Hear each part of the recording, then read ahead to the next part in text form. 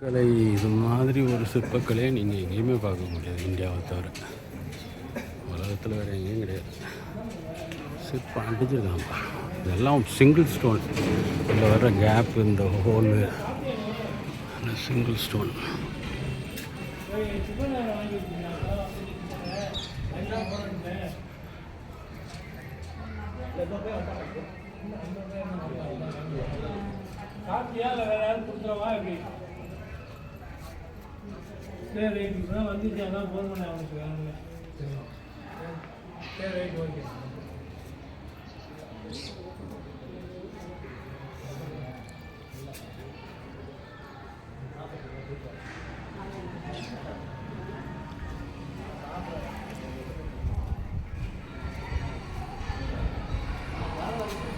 குத்தி இந்த இடத்துல கல்லில் கத்தி வெளியில் வந்திருக்கு பாருங்கள். இந்த இதை வச்சு குத்துனது பா.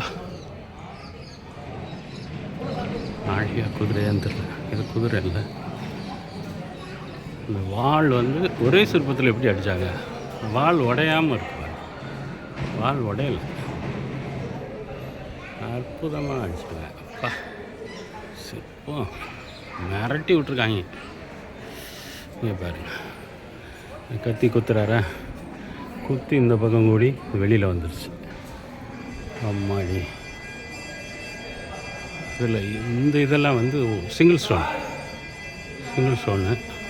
இந்த சடை பாருங்கள், சடை அலங்காரம் அந்த காலத்திலே எப்படி பின்னல் போட்டிருக்காங்க பாருங்கள். பிரமாதம்.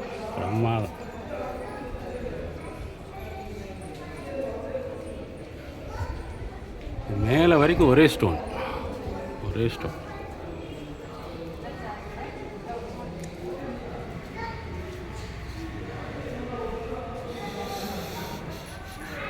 சின்ன கேப்பு கூட விடாமல் ஒவ்வொரு இடம் ஃப்ரீ கிடைக்கும்போது எல்லாத்துலேயும் அதில் ஒரு டிசைன்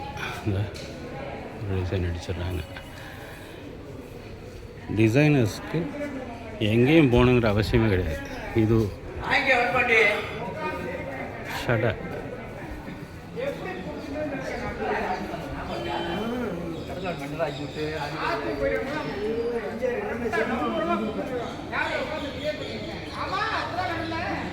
மேலேருந்து கண்டிப்பாக ஒரு 30 அடி இருக்குமா? 30 அடி கண்டிப்பாக இருக்கும். செதுக்கியிருக்கானுங்க விட்டு. மனுஷங்களாம் நீங்களாம் வேற என்னவுமா? ஏன்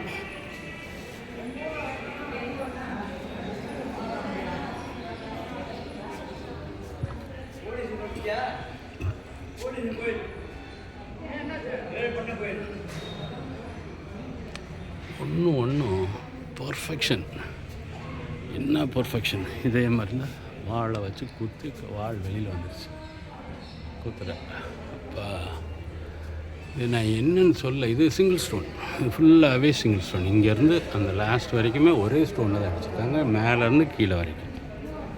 இது நம்ம என்னன்னு சொல்ல இவங்களை.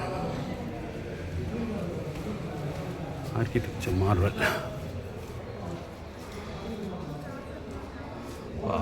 பிரம்மாண்டம். எல்லாத்துலேயுமே இவர் இருக்கார். நரசிம்மரா யாழியாது. இதுவும் பாரு, குத்தி வாழை அப்படியே பின்னாடி வெளியில் வந்துச்சு. குத்துற வெளியில் வந்துச்சு. அப்பாடியப்பா.